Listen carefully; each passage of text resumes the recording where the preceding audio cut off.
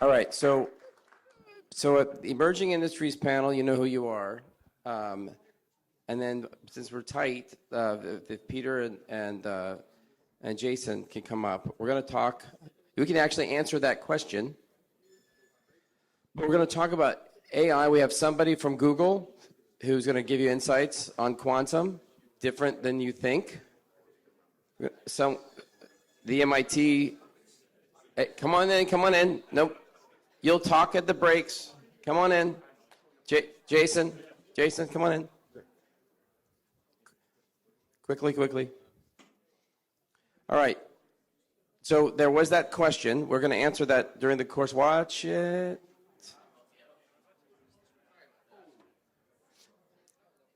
So I don't want to don't answer the question right now, but introduce yourselves quickly. Who you are and what you. Peter's on his way. Again, Peter, this is a merged panel, but you can speak about anything. You said you did say that, right?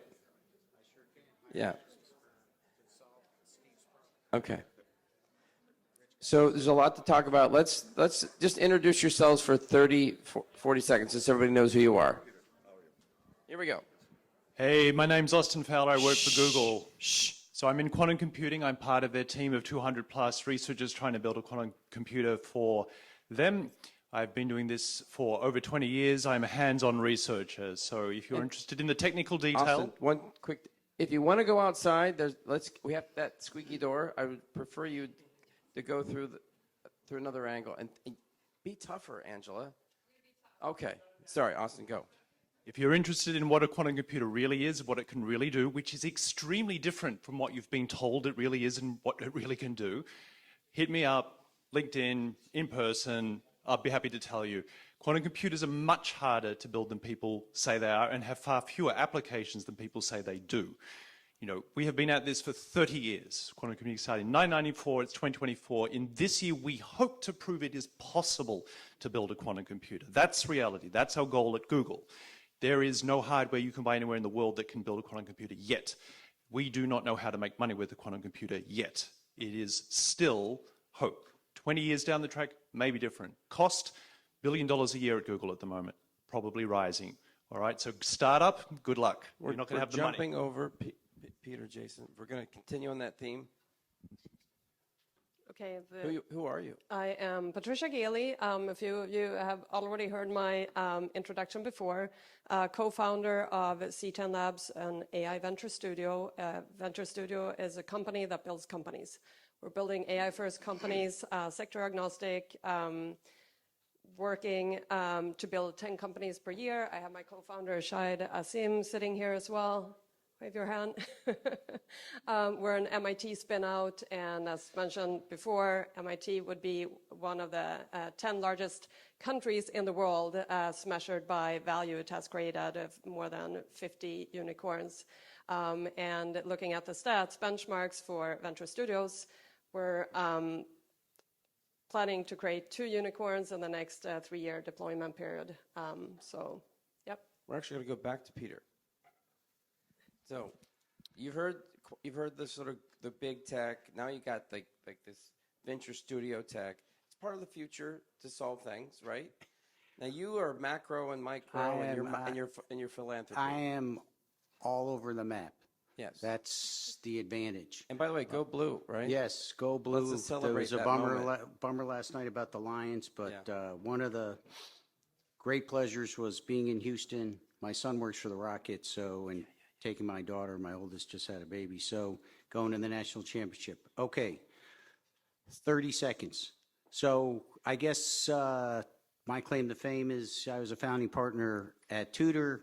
And right now, I wanted to talk about next generation philanthropy here because everybody comes to these places and the philosophy, generally speaking, is more money is better than good. But I've never seen a hearse with a luggage rack on it. So I think that there's sort of better ways to do things. The other part that I'm doing down here in Florida is I'm a GP in a new AI hedge fund, which is hopefully we're negotiating being seeded by, which is very excited, by one of the first investors in renaissance. So I think the technology is pretty cool, but that's a whole other conversation that we can bullshit about for hours. But really, the most important thing is really talking about philanthropy, how important it is, not only for you, because if you give it away, you'll make it, you'll feel better, and it's fantastic for your children, unless you're super rich and you can buy them a sports team. We've seen that too. Okay. So I want to come back to that, but keep going. Jason. Yeah, you're right. Oh, my turn? Okay, 30 seconds. I guess I'm the only speaker on the same panel in Naples. We had a blast there. 30 seconds. So much of a blast, we wrote a song. Was that? That's A right. song came out of the round table. Naples we Writ. We might have to show it today. Right, Naples Writ, right? So rationale, reasoning, impact, and transparency, like that. So 2 companies. I'm been in tech for 40 years in Silicon Valley, global Silicon Valley. And through my career, I travel somewhere over 2, maybe approaching 3 million miles, lost track, seen the world a little bit here. So building another very exciting tech company, mid-stage now. The second company that I have is my fund business, is my family business called 3EQ. Very big on impact, very big on next gens. And a whole bunch of you know me as the chief mentor of next gen leaders that range literally from high school kids, high achievers, college kids, to sometimes middle-aged, gray-haired CEOs tap my shoulder and say, Jason, I'm your student now. And the other minor part is my activities, mostly philanthropy. I've been in the G20, B20 for 10 years. So it feels philanthropical because B20 represents the global business community as the official arm in the G20. And I've been sitting on the future of work and education and skills and employment task force for 10 years. I've seen quite a bit. And our product is really to push policy recommendations to the presidents and prime ministers, and we get their attention and their governments, and plus other philanthropy. And then somebody actually creates things, which is Hank. I actually create things. So I actually own a goose that lays the golden eggs. It's called Tetris. I used to be in the game business. My daughter runs it now. Since then, I've switched over to being an environmentalist. I read a newspaper article somewhere right after my heart attack that said that we were going to kill all the coral in the world. And so I said, no, we're not. I was living in Hawaii at the time. I put Hawaii on track to 100% renewable energy. The people of Hawaii went from it's impossible to, of course, we're doing this. That's the change I need to see in the world. Part of the change that needs to happen is intermittent renewables need to be backed up by energy storage. And so even though I said I wasn't going to start another business, I did. I'm in the energy storage business. Blue Planet Energy. So let me go back to Peter. It is an uh-oh. So if you've been at the forefront of thinking about philanthropy, and I like that you have this innovative approach. You've also talked about having a venture-like portfolio, lab-like, because we're not very innovative in philanthropy. But how do you see the landscape, and how should we be thinking about the landscape? That's first of all, it's a great question. I just want to respond to Jack. You know, the notion of me trying to Jack's not up here. what? You mean Jason? Jason, Or Hank? sorry. To the notion, yeah, the notion of me trying to mentor people is a joke, because in our business, if you want to innovate in anything, you always have to believe you're young. So I look in the mirror every day. My hair is still 100% blonde, so I'm never gonna get old. But what never gets old is innovation. And the thing about most philanthropy, so in private sector, if you try something, you fail, hey, it's okay, you fail. In the government policy, if you try something and you fail, it's incompetent government. So what we try to do in philanthropy is try to be somewhere in between, right? Can we try something? Can we innovate something? And if it works, is it then scalable for other philanthropists, but more importantly, for government? Because as hard as we try, private philanthropy is not going to replace public philanthropy. But we can fail. So we can try to innovate. All sorts of different things, whether it's on the technology side, whether it's on the programmatic side. At Robinhood, we were the first funders of charter schools because we believe in competition. And as you all know, if you have kids and they're not doing well, you're going to give them extra resources. Well, we felt, okay, let's do that. So that's sort of where it is. It's an innovation spectrum. We sort of define the term guerrilla philanthropy. But when you talk about that, that seems like the Courtney Carrera or Michael Carrera's system Right. a little bit. One of our mutual friends. So, yes, Michael, so this goes way back, the Carrera Dempsey program. So when Robinhood first started, think about it in the late 80s, and you could see there was really a problem. It was part of the crack epidemic. There was a health deprivation.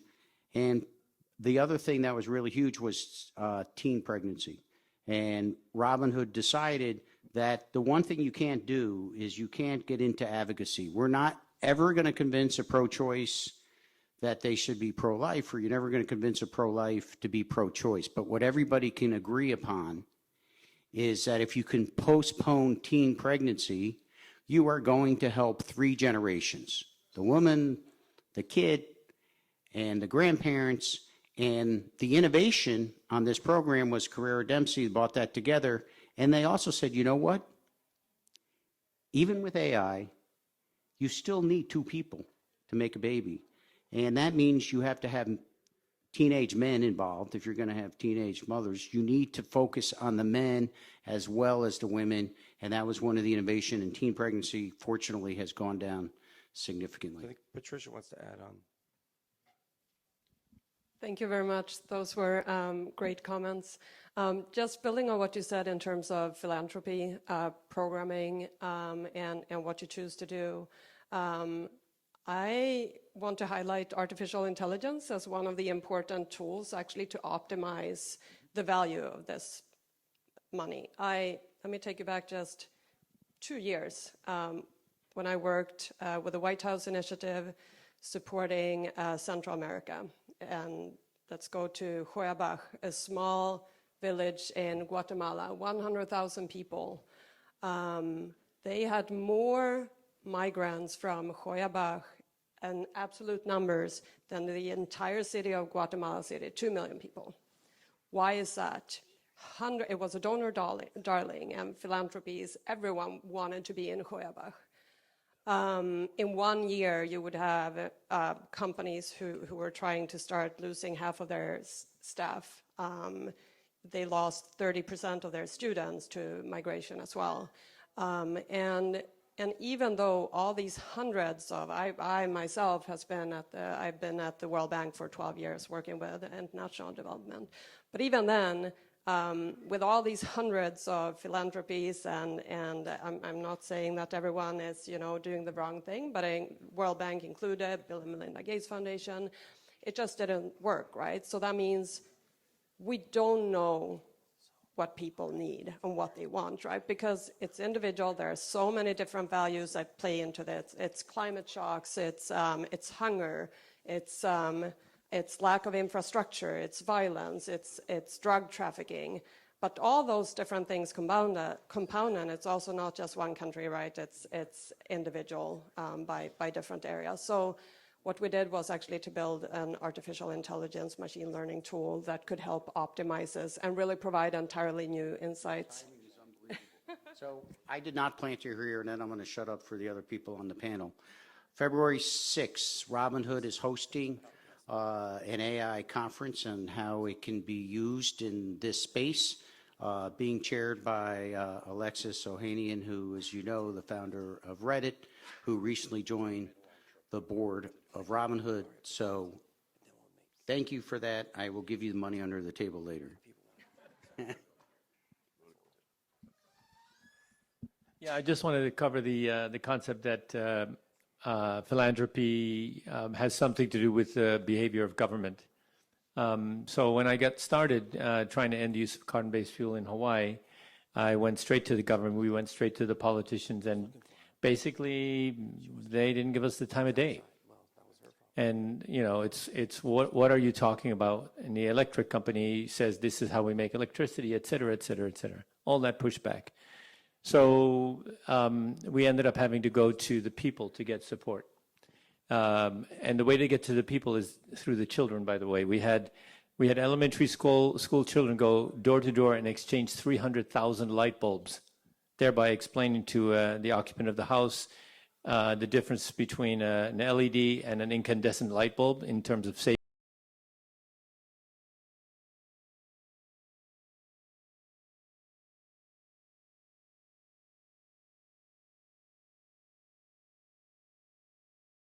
Keys underwater. And this brought, how can I say, awareness to the issue. And so little by little, we got the people on our side, and then the people pushed the politicians. And when we saw our chance to make a maneuver, we did, and we passed a law that says Hawaii has to be 100% renewable energy by 2045.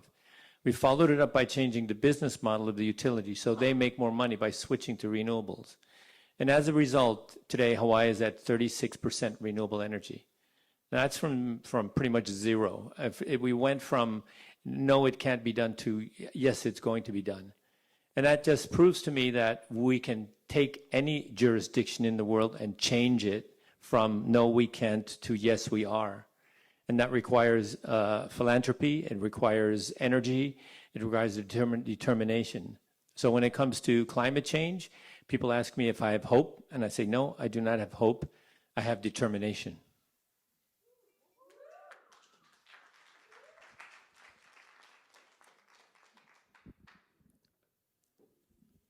Mark, are we still in philanthropy or? We're in a hybrid world right now. And we're going to make it even more hybrid in a second. Okay. I guess we'll wing it here. No. I'm happy to guide it because one of the things that I like about Hank is that we can invest in this. Because the one thing that I don't like about, and this is we can talk about, you know, if you could find an impact investment that could solve a problem, that's much better. Because then you have to go back to the well again, and maybe I just, you know, because you're multidimensional, Peter. Like, how should we be thinking about impact investing in light? Some things you need the Carrera programs and the support, but there's some things that we can be doing, you know, from an impact perspective. And Hank is an example of that, right? And even I think deep tech is an example of that. In fact, some of the best things that have happened in the world, unfortunately, come out of war and the wartime mentality we've had. Well, the difference between sort of impact investing and philanthropy is Hank's super successful, right? I feel honored every time if I'm on a panel with him. And he starts something that's impact, and he can invest a lot of money, and then he can go out there and raise other money. Most people that get involved in philanthropy, they don't have those resources. And so the arbitrage right now for a lot of philanthropies, right, is tax arbitration. You create a donor advised fund, you put some stock 2 days before it's going to go public in a Roth IRA, just coincidentally, and then it goes public, and now you have a lot of money, and you can do these things. So they're really two separate paths. They're both excellent paths. But impact investing, as we've seen, to a large extent has gotten to this political quagmire, right? God forbid, you know, that we do something that helps people who are less fortunate, underrepresented, you know, women who aren't there, right? You just look at the top of the CEO lists of the Fortune 500. So that then becomes a little bit controversial. Philanthropy in itself is not controversial. I think Jason may want to add to that. Yeah, absolutely. One of, you know, in my activity, even the B20, G20 feels a bit philanthropic because we feel that indirectly through the governments, we help really the masses, billions of people, indirectly or directly. And then the G20 governments literally implement part of our policies, our recommendations. Now, on other part of philanthropy, for example, St. Jude is one of my favorite. I'm a council member there. And their OpEx is literally over $2 billion per year. Did you guys know that? and it's mostly from private donors on a yearly basis. So I say that if God's not behind that, I don't know what it is, right? So a lot of young people that I observe, and I mentor so many high achievers, is that young people are good-hearted. They're well-intentioned. They want to save the world, climate, sustainability, all the terms, right? But a lot of them are a little bit too quick to jump onto bandwagons without understanding really how the world works. It's kind of like a lot of young people, Gen Zs, right? Oh my gosh, they're so good and fast when it comes to using tech apps, but a lot of them have no idea how the technologies work. But it's kind of good to understand how the world really works. So St. Jude as an example, you know, you're really impacting these families that are disadvantaged, right? Kids, cancers is lifelong protection here. And they barely don't even work with insurance company. That's a great thing. And you know, Peter, you mentioned about donor advice funds. Not everyone's a billionaire, right? And so it's kind of like a nice way to outsource your giving. It's kind of like having your own 501c, but you don't have to set one up and donate through them. You could literally dictate the charities that you like to donate to. I think it's a great way, right? And then, for example, Silicon Valley Community Foundation, it's the country's biggest community fund. They have like 16 billion in under management, and then they give like over 2 billion per year to California or something like that. And you just set it up very quickly. You could donate through them, and it's very convenient for you. So there's many ways to skin a cat. But I got to challenge that a little bit, because I think the reason we haven't set up, we started to set up a foundation 2 years ago. I stopped it because I'm not smart enough. I don't want to take responsibility to allocate. I want to learn and take inventory. So when you do these donor advised funds, you could be in a silo. You're not really enlightened. So what Robinhood does, they have a process. Yes. That's what I like about funds and how you invest. Right. That's what I was hoping you were going to talk about, Peter. I think, Peter, if I could, I want you to talk about that discipline that you have sure. at Robinhood. If I could add quickly to that, Robinhood's got a lot of resources, right? You're really leveraging on your resources. It's a great way to do things in a much more massive scale. And DAFs is sort of kind of siloed. And human capital resources, it's a community. But Robinhood's always had the challenge. So when we started Robinhood, just to give you an idea, 1988, the first year, we gave away $65,000 to 3 organizations. Last year, we gave away over $130 million. And we don't have an endowment. We had to raise that money every year. But now as people get older, we're going to need to have an endowment, because our rule is if you give us $1, that dollar goes out the door in the next 12 months, right? We the board members, pay for the overhead. So I remember that part, but talk about your process of selecting. right. So the selection process. So now we want to partner. We want to partner with donor advised funds so they can look to us as they're outsourcing, due diligence process for not-for-profits. Because again, the key for any organization is human capital. Not me, of course. We have tremendous staff people. We go out, we do the site visits. We meet with everything that you think you would need to do on a VC investment. It's the same thing that we do prior to a philanthropic investment. Is the organization sustainable? Is the leadership good? Is it growing? Can it scale? Right? We've had some crazy ass ideas over the years. In the early days, we had a woman that was a recovering prostitute, and she was literally running out into the Lincoln Tunnel, giving away contraceptives to women there, so to help prevent the spread of AIDS. And we thought, wow, that's brilliant, because other women will speak to her, they respect her, and they do that. And the leverage, of course, of preventing transmittable diseases is unbelievable. But she never wanted to grow. She never wanted to do anything more than go out there every night and do that. It wasn't scalable, as Jason just said. So that was not the Robinhood model, but we do, right? Think about it. Where's John, right? He was here, buy, sell, hold. Do you buy an organization? Do you get rid of the organization, or you just go and keep it at the same size? That's the hardest thing in any portfolio, when to sell. And we have to go through all that, and if you don't have good staff, it's never going to happen. So, yeah, Austin. or Patricia, then Austin.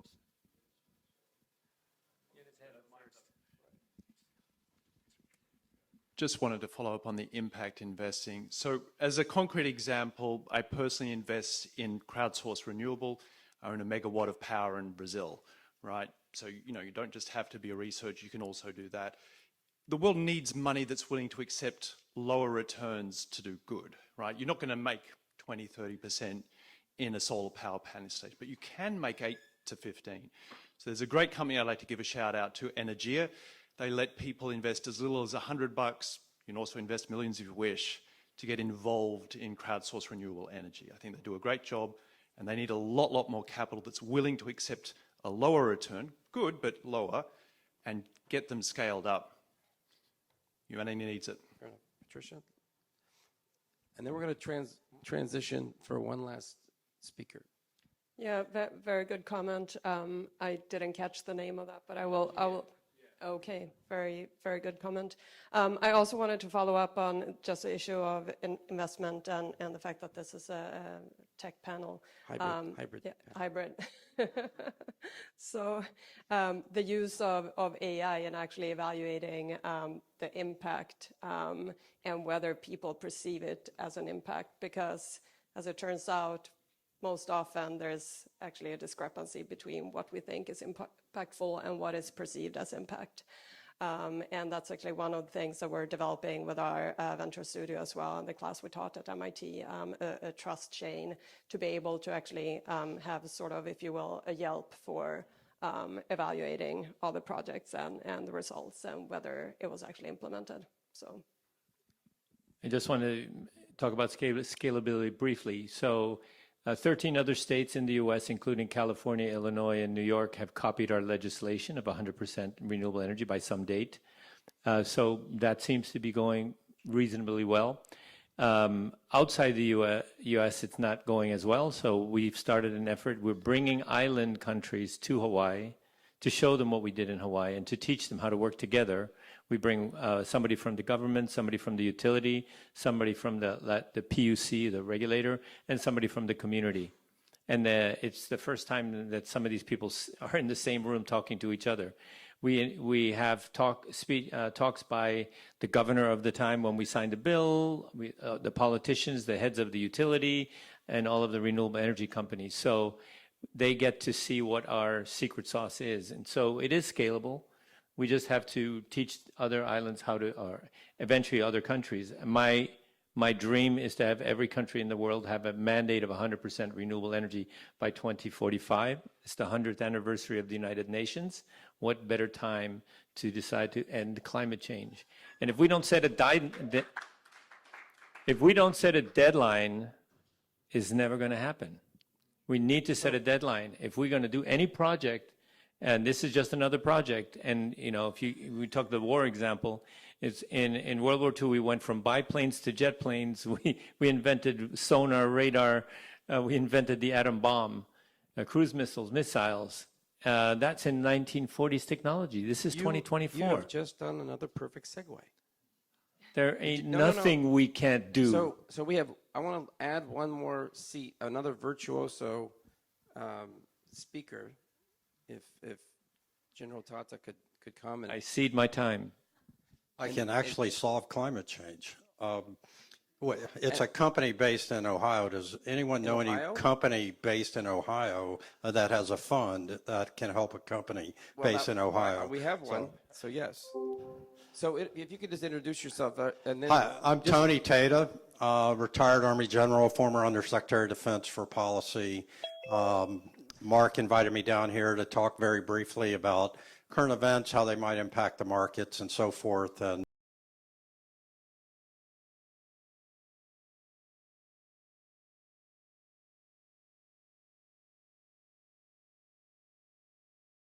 always looking for folks to do deals with. And it's great to see so many friends here, Mark and John. And after the bullishness of that panel, I called my broker dealer and said, sell everything.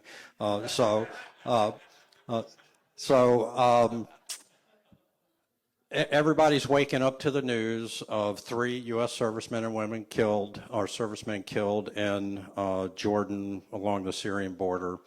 It is symbolic of what's been happening for the last 6 months there, really even before the October 7th attack.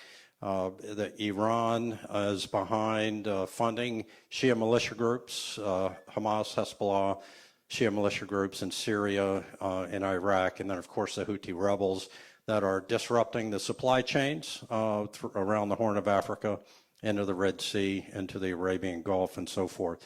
What I see, and I do a fair amount of commentating on a variety of different networks and cable news shows, is that we have not been deterring Iran the way that we were previously.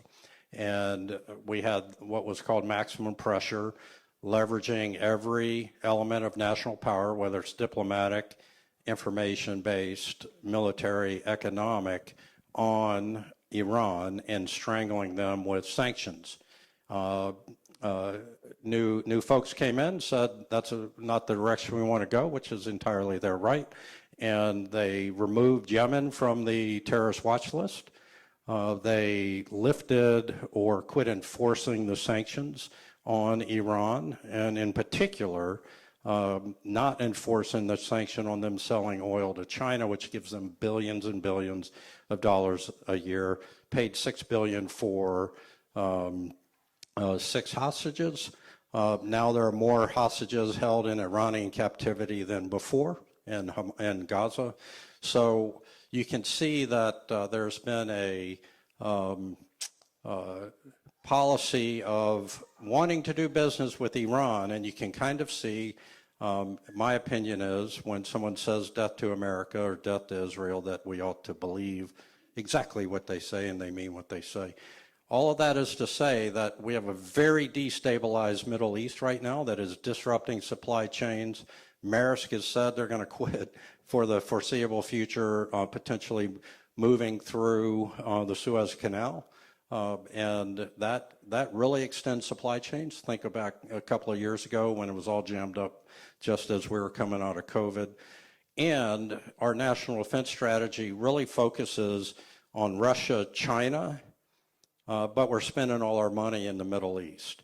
And so when you have a misalignment of budget, and as the undersecretary, I was a guy that put contested logistics into the defense planning guidance. Defense planning guidance takes strategic vision for the military and defense department and aligns it with the budget that the National Defense Authorization Act authorizes. And so you can just see what some Houthi rebels can do to shipping through the lanes now around the Horn of Africa. Now imagine what the Chinese Navy can do around Taiwan with what's in Taiwan? Taiwan Semiconductor.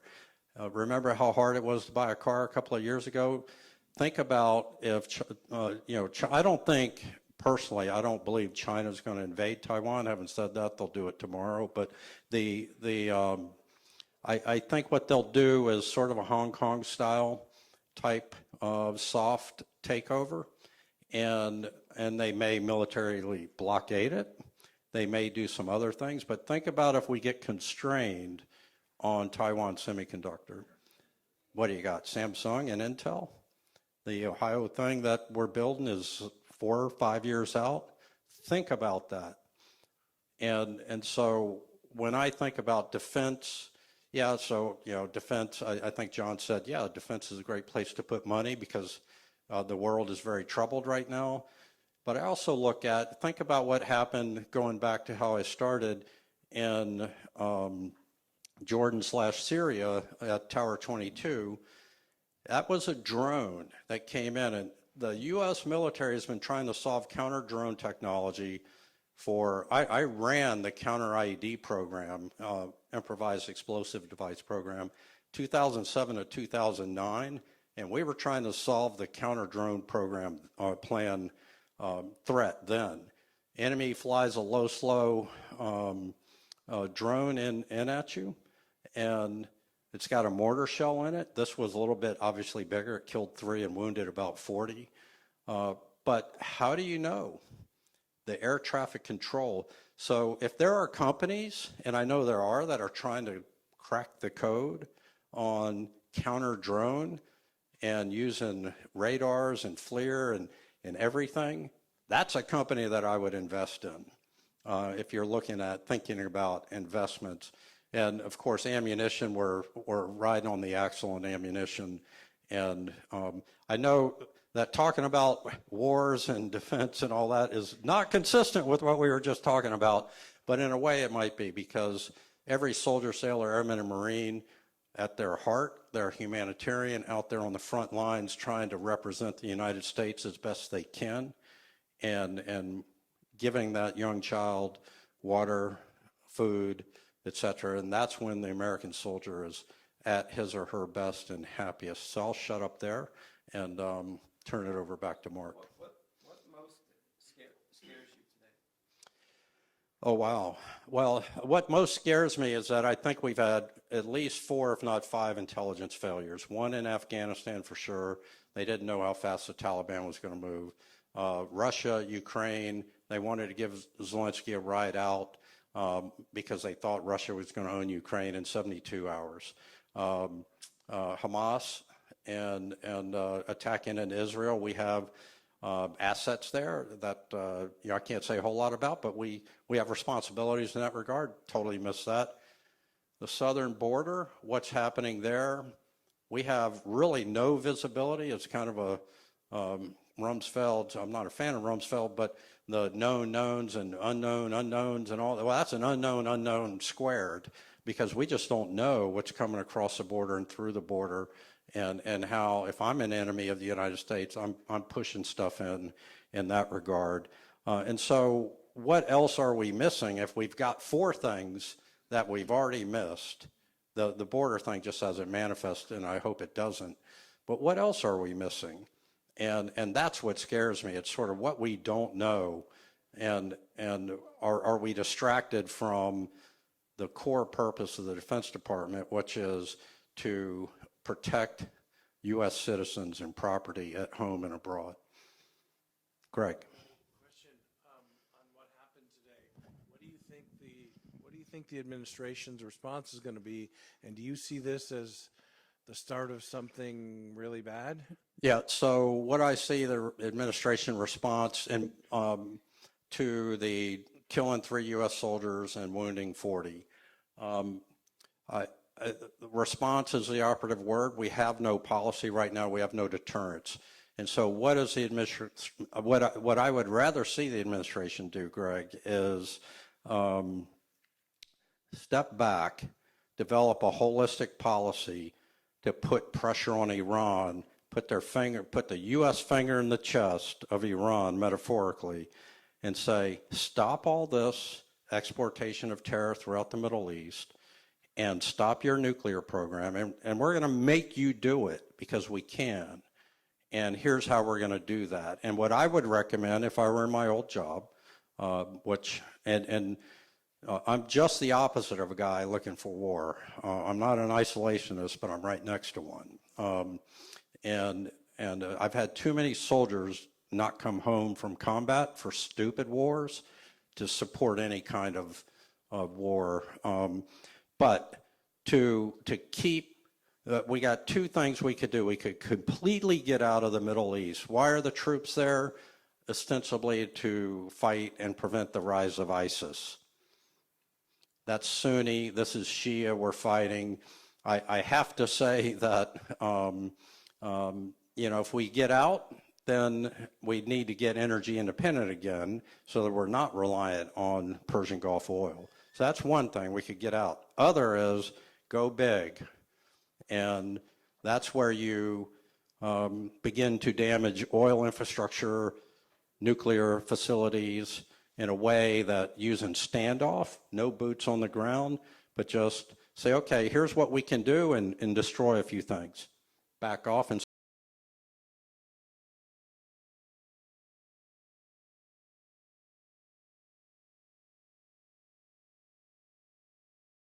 diplomacy, or this administration still holds out the hope of negotiating an Iran nuclear deal.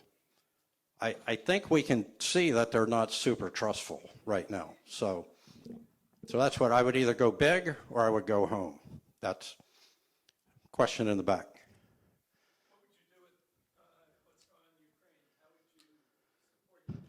Yeah, so that's a great question. In 2014, I had a classmate, my roommate from West Point, Ukrainian guy named Mark Pazlowski.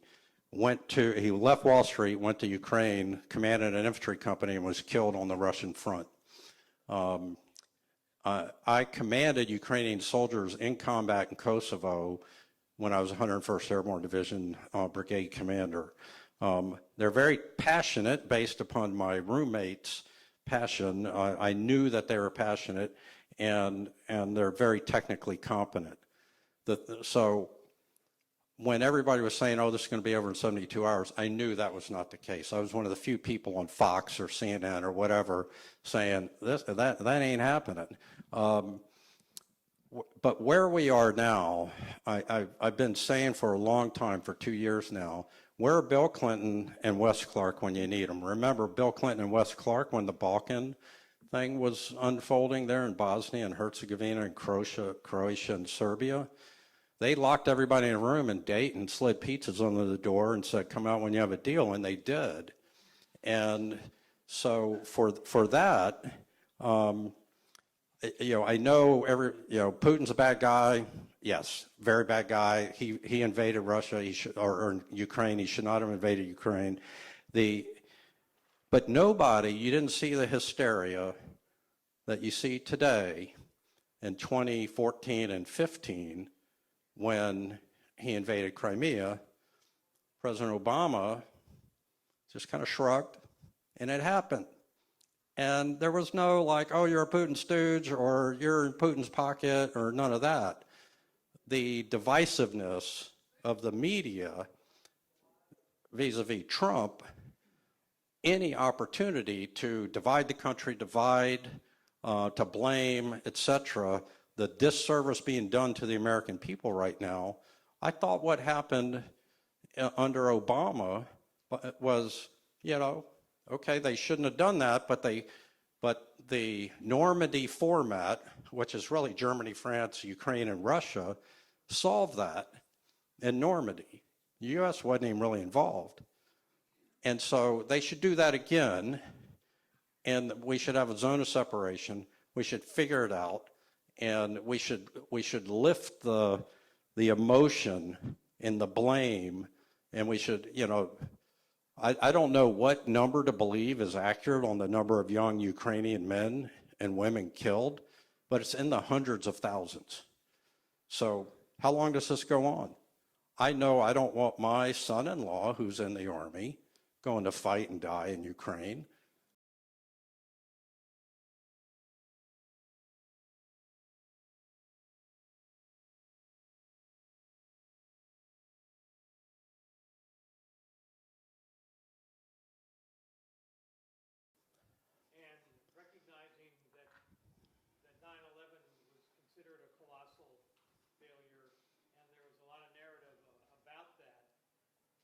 Given that these have occurred a couple decades later, what would you suggest might be the reasons why? How could that occur? And what should be done about it to attempt to reduce the likelihood of those failures in the future? That's a really insightful question, Jack. Don't give him too much credit. Yeah, well, Tony, thank you for that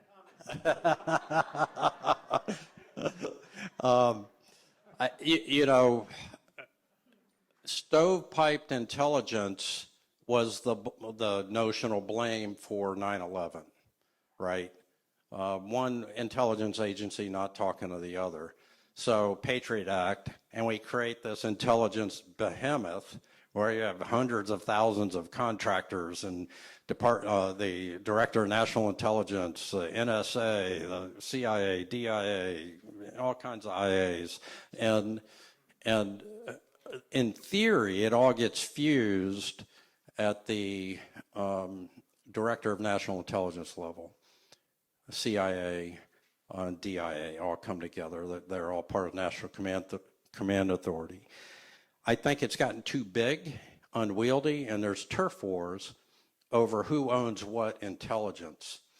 And I mean,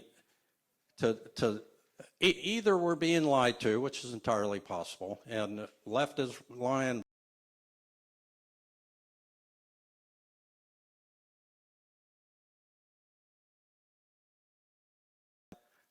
That the Afghan National Army could hold, or they knew the Taliban, or they knew that the Taliban could overrun them very quickly, and they just lied about it, or they missed it. Those are the only. It's a A or B choice. There's no in between. And the same with, we thought the Russian army was 10 feet tall and so strong, and we had no faith in the Ukrainians, or we just missed the intelligence, or that was the intelligence we had. And same with Israel. So what I think is there needs to be a review of all of these intelligence agencies, and frankly, many have been weaponized and politicized, right? There's a lot of that going around, and I'm not on either side of this issue, but it's undeniable that the domestic targeting by intelligence agencies is happening, has happened. And I think that bifurcation contributes to taking the eye off of national security. And so I think we ought to take a look at that. All the way in the back.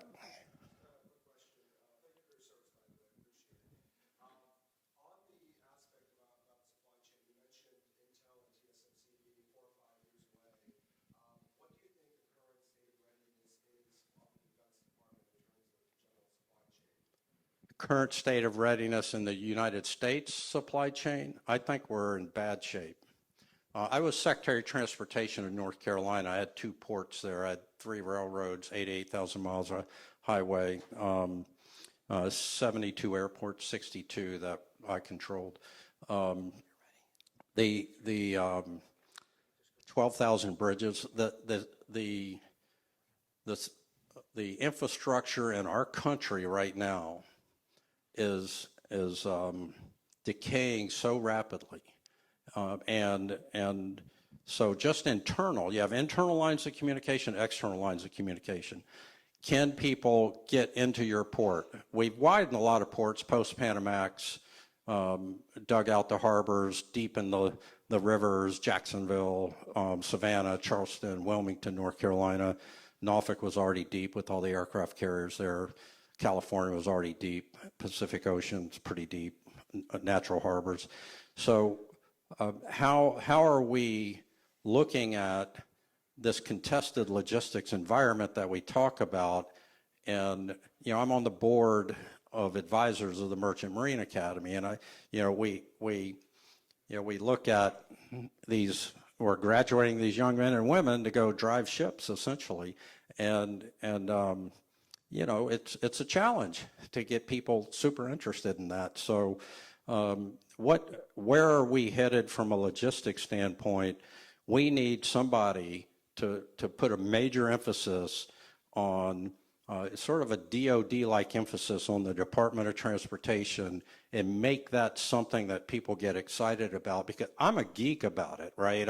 I like intermodal stuff. I like moving cargo from ships onto rail and having inland ports and using rail not to chew up roads with trucks and all. I think about all that stuff all the time, and I'm just weird like that. Are you investing in it?